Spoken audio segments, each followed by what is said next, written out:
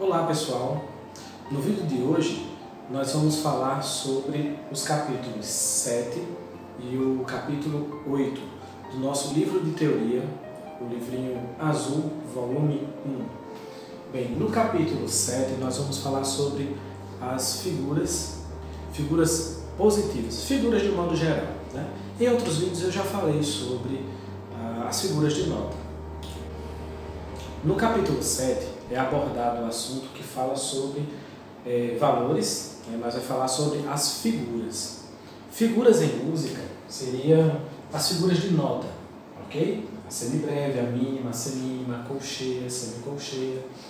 E lá no início do capítulo tem a seguinte pergunta: o que são valores? E tem a definição. Valores são sinais que representam as durações de som e de silêncio, respectivamente. Ele vai dar dois tipos de valores. Existem os valores positivos e os valores negativos.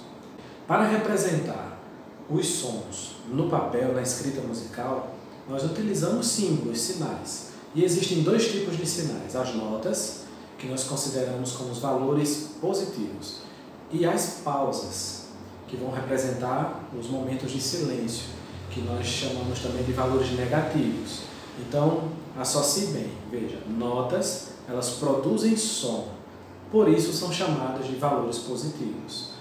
E as pausas, elas representam momentos de silêncio, ou seja, a ausência de som. Por isso que é chamado de valores negativos. Isso é muito simples.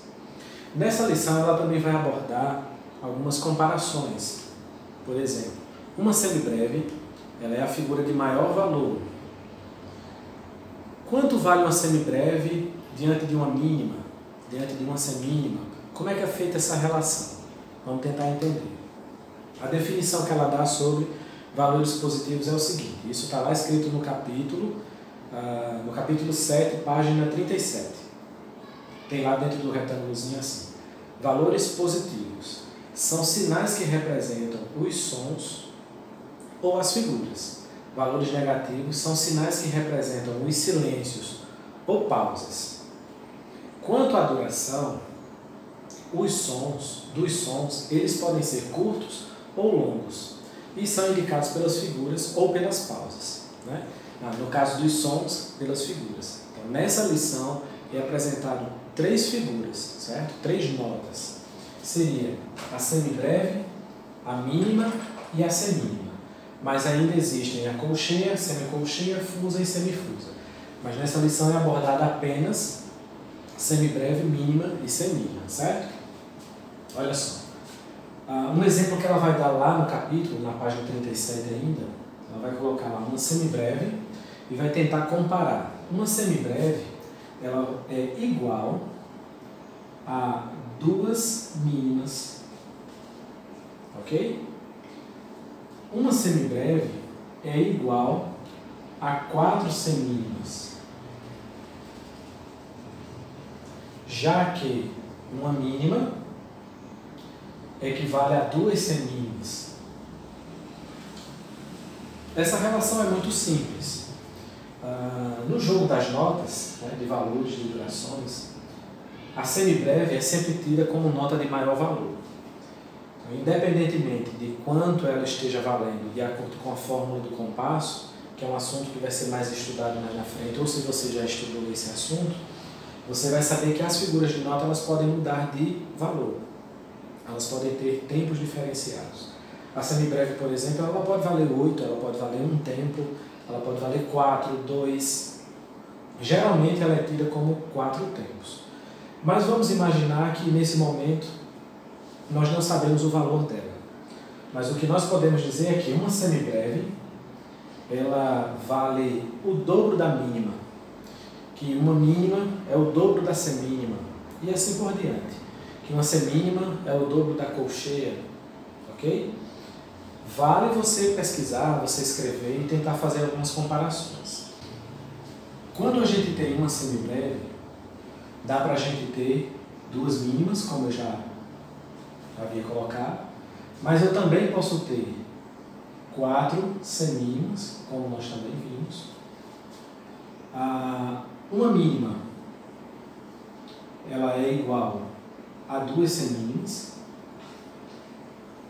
Uma mínima, ela não pode ser igual a uma semibreve, porque ela é, na verdade, só a metade do valor da semibreve. Na página 37, a nossa autora ela faz algumas relações nesse sentido. Se você puder observar no livro, você vai compreender melhor. Passando para a página 38, ela vai apresentar as partes das notas. Nos nomes das partes, a gente não costuma dar muito valor a isso quando a gente está estudando teoria musical. Na página 38, ela vai dar o exemplo de uma mínima com haste para cima, ou a mínima com a haste, a haste para baixo, tanto faz, né? E é apresentado o nome das partes. Por exemplo, essa bolinha nós chamamos de cabeça, o tracinho nós chamamos de haste. Se ela tiver de cabeça para baixo, é a mesma coisa, cabeça e haste, certo? Então vamos voltar. Página 38, colocação das hastes, lá está intitulado assim, é bom acompanhar no livro, certo? Na letra A, notas escritas abaixo da terceira linha, a haste deve ficar para cima do lado direito. Se eu tenho notas escritas abaixo da terceira linha, como por exemplo, essas três aqui, note que elas estão abaixo da linha 3, lá ela diz que essas hastes devem ter, essas notas devem ter a haste voltada para cima e do lado direito. Letra B, notas escritas na terceira linha e acima dela, haste para baixo do lado esquerdo. Então, se eu tiver uma nota na terceira linha ou acima, ela diz que a haste pode ser ou deve ser para baixo e do lado esquerdo. É por isso que você vê nas partituras notas assim e notas assim. Geralmente os alunos fazem, por que essas notas estão de cabeça para baixo? Na verdade, essas estão de cabeça para baixo. Essas aqui estão com a cabeça para cima, né? Quando a gente começa a estudar a escrita musical, a gente começa vendo as notas assim, com a haste para cima. Quando a gente se depara com esse tipo de exemplo, fica meio confuso, né? Mas à medida que você vai estudando, o seu professor vai explicando, você vai perceber que essas notas aqui, elas são notas mais agudas, elas vão ser tocadas mais à direita do instrumento. Bem, existem mais regras falando sobre isso, mas no básico é assim que funciona. Vamos recapitular. Sobre a escrita das notas e a haste delas, a colocação da haste, nós devemos fazer o seguinte: se a nota estiver na terceira linha, você pode, por opção sua, escrever a haste para cima do lado direito ou a haste para baixo do lado esquerdo. Se a nota estiver abaixo da terceira linha, obrigatoriamente você tem que colocar a haste para cima e do lado direito. Se a nota estiver acima da terceira linha, obrigatoriamente você tem que escrever a haste para baixo do lado esquerdo. Isso é muito simples, certo? E vai fazer muita diferença na hora que você for escrever suas partituras, ou manualmente, ou usando o editor de partituras. E ainda falando sobre a lição 7, no final ela vai colocar lá um quadro com os valores, e ela vai fazer uma relação. Semínima vale um tempo, a mínima vale 2 tempos, a semibreve vale 4 tempos.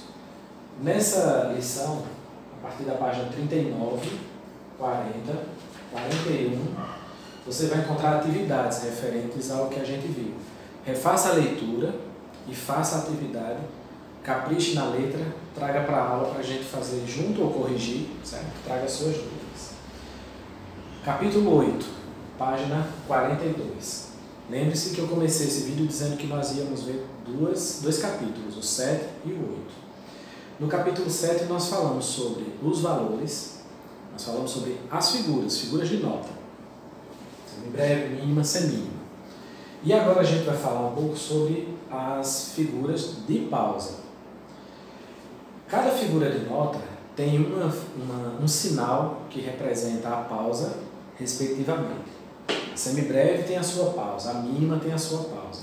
Cabe a você olhar para o sinalzinho, decorar o nome dele, decorar o valor e entender as relações que ele tem com a figura e entre elas, né? Ou seja, a pausa da semibreve vale o dobro da pausa da mínima e assim por diante. Vamos ver a lição. Quanto à duração dos silêncios, eles são indicados pelas pausas, que correspondem a cada figura. Então, lá no livro você vai ver uma gravura com a semibreve e o desenho da pausa. Eu vou reproduzir aqui no quadro com lápis para a gente acompanhar. Nessa lição, capítulo 8, só são estudadas 3 figuras de pausa, que é a pausa da semibreve, a pausa da mínima e a pausa da semínima. Então, a semibreve é essa figura, a mínima é essa figura e a semínima é essa figurinha aqui. Vou desenhar ela pequenininha por causa do teclado em cima. Como seria a pausa da semibreve? A pausa da semibreve, ela é escrita abaixo da quarta linha. Vou trocar o lápis. A pausa da mínima é escrita acima da terceira linha, é um retângulo. E a pausa da semínima é assim, ó, maior que, menor que e um tracinho. Lembra um bigode, um pássaro voando, sei lá, alguma coisa assim, um raio. Né? Pausa da semibreve, escrita abaixo da quarta linha, ela fica voltada para baixo. A pausa da mínima, ela fica escrita na terceira linha, voltada para cima. Né? Para cima. Isso é fácil de notar, né? Para baixo, para cima. O povo confunde isso, não sei porquê. Mas eu também confundi, é normal. Porém, você tem que dar certo valor, né? E estudar e procurar identificar quando estiver tocando. Não achar que você aprende assim de uma hora para outra. Se bem que é fácil, dá para entender. A semínima é o raio, né? Maior que, menor que e o tracinho. E é importante você saber que elas não são escritas assim soltas de todo jeito. Elas têm lugar certo na pauta. A pausa da semibreve, na hora que eu estava fazendo aqui, eu coloquei. Ela é escrita abaixo da quarta linha. A pausa da mínima acima da terceira linha. A pausa da semínima entre a segunda e a quarta linhas. Isso foge da regra em alguns momentos. Né? Toda regra tem suas exceções, mas não é o caso agora. Bem, importante. Isso está lá na lição, página 42. Tem até um dedinho apontando assim, importante. A pausa da semibreve é sempre usada para preencher qualquer compasso vazio. E eu estico isso um pouquinho também para a nota semibreve, não só para a pausa. Repare só, você vai se deparar com alguns casos assim. Você vai ter uma música lá com a clave de Sol, o clave de Fá, o clave de Dó, e você vai ter compasso 3/4. E aí, vou colocar aqui 4 compassos. Aí está lá você preenchendo 1 mais 1 mais 1 dá 3, preencher o compasso, né? 2 mais 1 também dá 3, preencheu. Aí de repente você se depara com isso aqui, ó. Uma semibreve. Eita, tá errado, porque a semibreve vale 4 tempos. Mas você tem que lembrar esse negócio aqui que ela disse agora. Ela está chamando a atenção para que a semibreve é uma figura especial, ela tem uma característica interessante. É a única figura que se adapta ao compasso que ela é colocada. Ela é conhecida como unidade de compasso padrão. Ou seja, qualquer compasso que você jogar a semibreve, ela vai se adaptar ao compasso. A semibreve, então, ela vai se adaptar a um compasso menor, por exemplo. Se o compasso é de 3 tempos, como esse, 3/4, compasso ternário, e a semibreve a gente sabe que ela vale 4. A gente aprende, a gente viu na outra lição que ela vale 4. Mas nesse caso ela vai se adaptar ao compasso, então ela passa a valer 3 tempos, certo? Lembrando que ela é uma unidade de compasso padrão, isso a gente vai ver um pouco mais na frente, quando você estiver estudando unidade de compasso e unidade de tempo. Mas fica a dica, se você vê uma semibreve que vale 4 dentro de um compasso de 3 tempos, quanto é que você vai contar aqui? 4 ou 3? você vai contar o que o compasso comporta, aqui no caso é 3 tempos, certo? Se fosse binário, professor, vamos lá, compasso binário, vou colocar aqui 2 por 4, vou tirar aqui e vou tirar aqui. Isso está certo e isso está certo também. Quando você vai contar aqui 4 ou 2, você vai contar 2. Lembre-se que a semibreve vai se adaptar. Isso vale tanto para a nota como para a pausa, certo? Se você tiver a pausa da semibreve no compasso menor, essa semibreve se adapta ao valor do compasso. Em seguida, página 42, no capítulo 8, você vai ter as atividades. Preencha as atividades calmamente, anote suas dúvidas e traga para a aula, certo? Nesse vídeo, lembre-se, nós falamos um pouco sobre o capítulo 7 e o capítulo 8 do volume 1 do nosso livro de teoria. É o livro da capinha azul, ok? Vamos ficar por aqui. As dúvidas anote, traga para a sala de aula que a gente trabalha durante a aula e retira suas dúvidas, tá certo? Tudo de bom, paz e graça e até o próximo vídeo.